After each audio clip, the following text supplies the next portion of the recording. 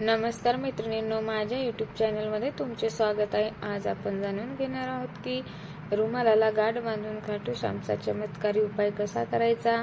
पूर्ण व्हिडिओ शेवटपर्यंत पहा. आध्यात्मिक परंपरेत श्रद्धा, विश्वास आणि भावनांना फार मोठे स्थान आहे. अनेक देवतांची उपासना वेगवेगळ्या पद्धतीने केली जाते. त्यातीलच एक अत्यंत लोकप्रिय श्रद्धेचा आणि विश्वासाचा केंद्रबिंदू म्हणजे खाटू श्याम बाबा.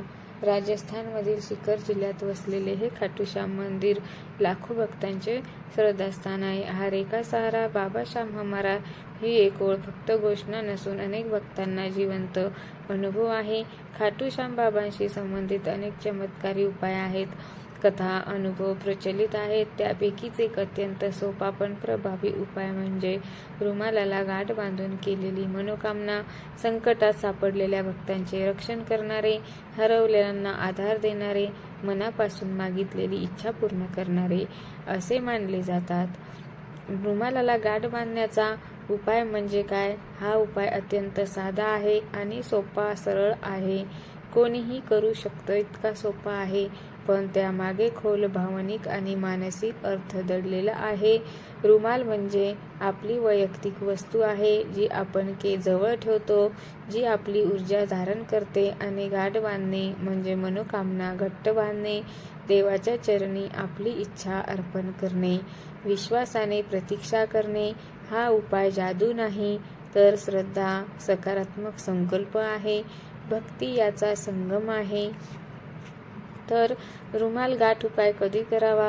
हा उपाय खालील प्रसंगी केला जातो: आर्थिक अडचणी, नोकरी किंवा व्यवसायातील समस्या, लग्नात अडथळे आणि प्रेम संबंधातील तणाव, तर आरोग्य समस्या आणि मानसिक अस्वस्थता, तर कोर्ट केस, शत्रुबाधा, परीक्षा, इंटरव्ह्यू, प्रमोशन.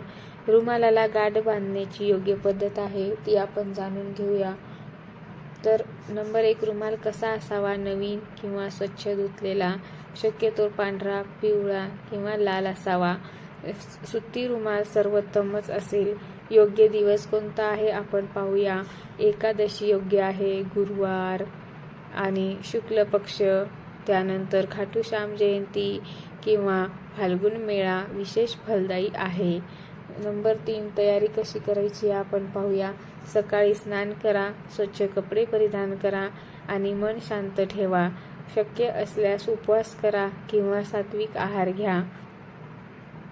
त्यानंतर उपाय करण्याची आपण विधी स्टेप बाय स्टेप जाणून घेणार आहोत. खाटू श्याम बाबाचा फोटो किंवा मूर्ती समोर ठेवा. दिवा आणि अगरबत्ती लावा. त्यानंतर रुमाल दोन्ही हातात धरा. डोळे बंद करून बाबाचे स्मरण करा.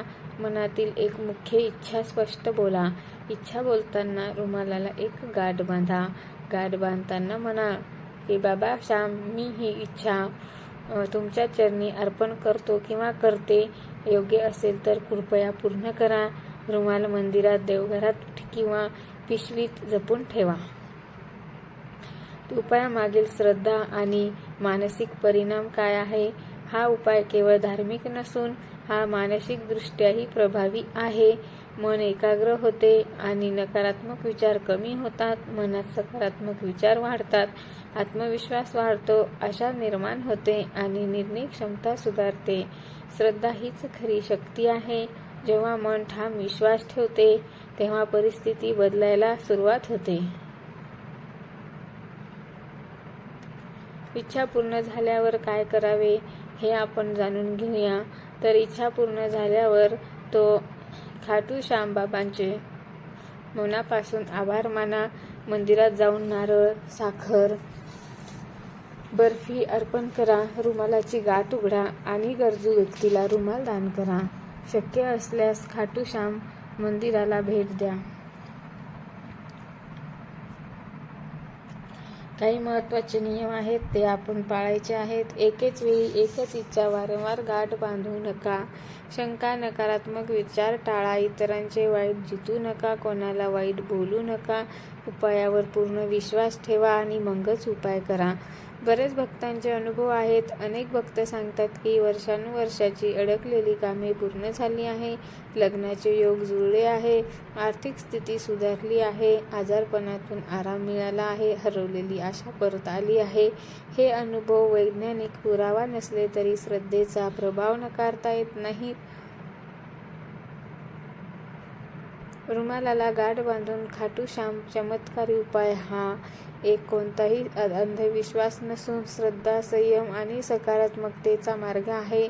हा उपाय करताना देवाकडे हट्ट न करता नम्रतेने विनंती करणे महत्त्वाचे आहे.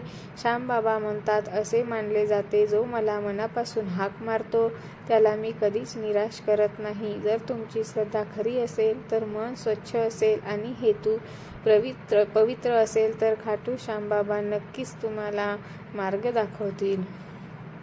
जर तुम्हाला व्हिडिओ आवडला असेल तर लाईक, शेअर, सबस्क्राईब करा आणि कमेंट करायला विसरू नका. कमेंटमध्ये लिहा, जय श्री श्याम, हारे का सहारा, बाबा एक हमारा. जय श्री श्याम. असेच नवनवीन व्हिडिओ पाहण्यासाठी बेल आयकॉनला क्लिक करा. धन्यवाद.